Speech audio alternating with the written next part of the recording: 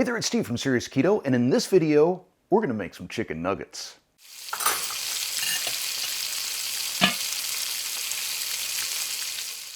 Now, as much as I love cooking and creating sort of gourmet type meals, sometimes you want something quick and easy and just comfort food.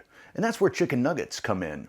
Now, I had originally recorded this video probably a week and a half ago, and even as I was making it, I was coming up with ideas to improve upon it. So I made the decision not to publish a recipe that I wasn't 100% happy with.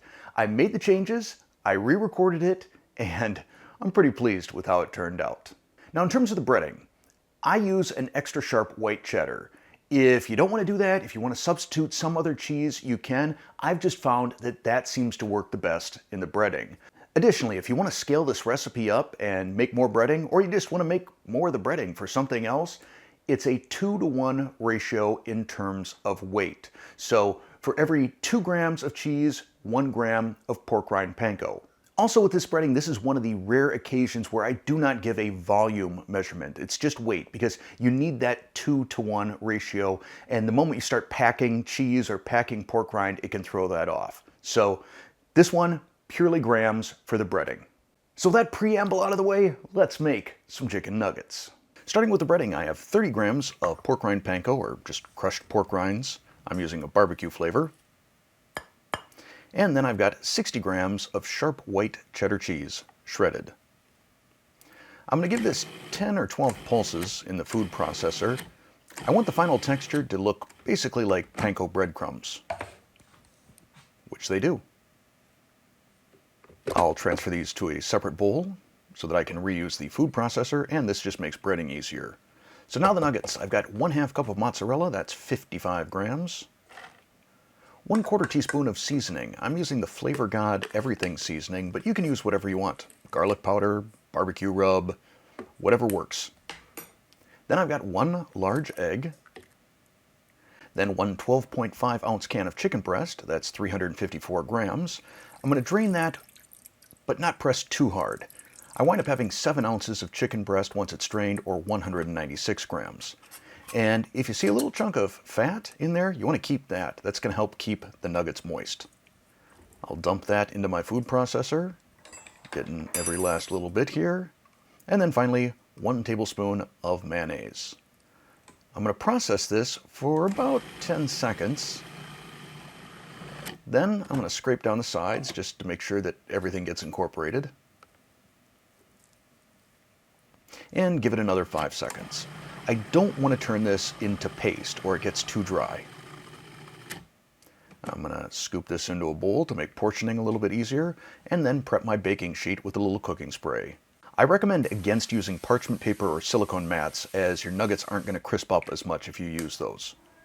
I'm using a number 50 disher to make portioning nice and consistent. That's about a heaping tablespoon. I'm going to scoop that into my breading.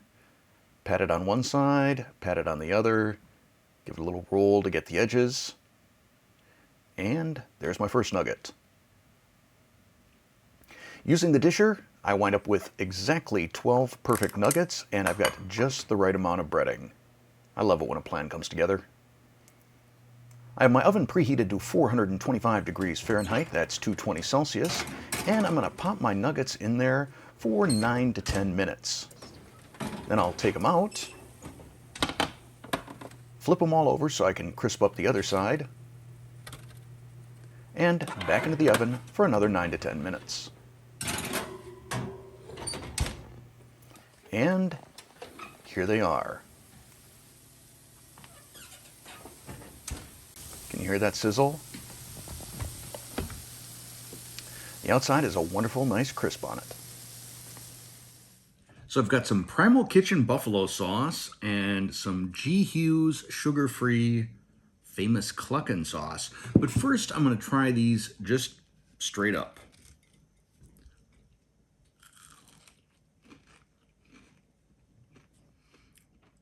This is not gourmet food, but if you've got kids, this totally hits the spot. Now I will say that in terms of seasoning, might have been able to go even a little bit lighter. I would really try and avoid things that are especially salty because the canned chicken already has a fair amount of sodium in it. And I'm speaking purely in terms of flavor. It is a smidge salty with that flavor god.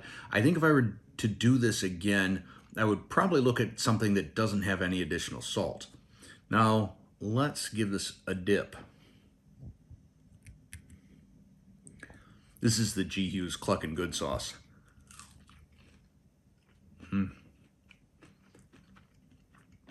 If you want to make a keto treat for your kids that they are just going to love, or you're just looking to make something quick and easy, this is the way to go.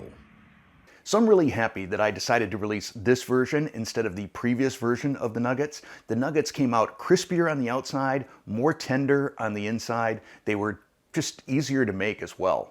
And like I said at the beginning of this video, you can easily scale this recipe up to 200%, 300%. You can make these in advance and then refrigerate them or freeze them, reheat them in the air fryer. Or if you want, you can make them bigger, make some chicken patties and have some sandwiches.